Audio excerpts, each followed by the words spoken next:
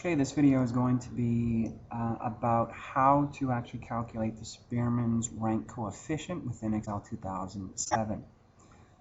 I'm going to describe the information that I actually have in my spreadsheet and calculate or determine the process for calculating Spearman's rank.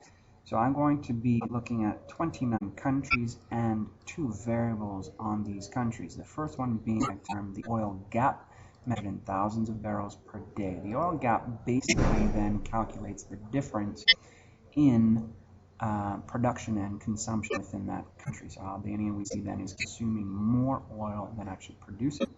The income is actually a measurement then of wealth per se, using GDP per capita as its measurement. So then the next step within the Spearman's rank is actually rank these countries on these variables. So what we do then is select all the variables, we go to the data tab, and we're going to sort the data. So in our pop-up window, we simply select which data we're going to sort on. First, I'll use oil gap. It's going to be in the values, and we're going to go from largest to smallest. So once I click OK, we'll see that the order of the countries is actually changed. So we now have then Angola at the top and China down below. So we now want to rank this. So I just simply enter in the rank, and then I will function within Excel to speed up the process. We drag it down, and then we have our countries ranked on their oil gap. So the next step then is to rank the data again, but now on income. So we select all of the data, including the rank on oil. We go back up to sort, and we're now going to choose income for our ranked, and we're going to continue with the same values in here and also go largest to smallest. So we click that again, and we see that the ranking has actually changed. So we want to capture this new rank by the same process as before. I'll drag this down, and we now have two separate rankings for these countries on the variables of oil gap and income. So the next step then is to actually calculate the difference between these two ranks. So we'll do this for the first country, and then again using the function in Excel, we will drag this down for all of our countries. Now we can see within the equation here, okay, we actually have to square this difference here, the D value. So I'm now going to square the difference. So we'll select that, and then we raise it to the exponent using this symbol. And we are just going to square that value, so exponent 2. And again, I'm going to drag this equation down to all of our values, and we now have all the squared values. As we can see then in the equation itself, we want to summate all of these squared values. So we are going to do this down below. We'll enter in the function for summation.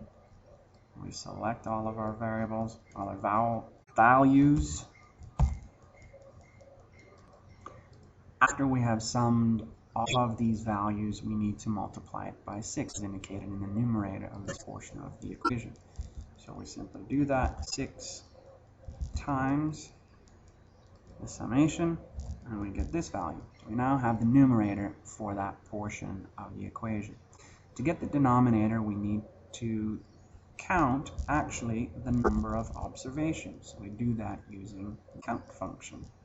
So again, we're going to select all of our values, count the number of observations, and we get then a count of 29. So this counted value then of 29 will represent the n value within our denominator. So to calculate the denominator then, we need to select the n value, to multiply it by that n value again, raised to the power of 2, and then we subtract 1, and we close off our bracket to give us the denominator. So the next step that I'm going to do then is create a value of the numerator, which is this value, divided by the denominator that I have here. And we will have a value then of 1.17635. Okay, so the last step then of the equation is to have 1 to subtract this value that has since been calculated. So 1 minus the value, and we are left with a Spearman's rank correlation coefficient value of negative 0.17635. Okay, so we can certainly round this using this little function here, and we have then a value of negative 0.18. So now that we actually have the value for the Spearman's rank coefficient, we need to interpret it.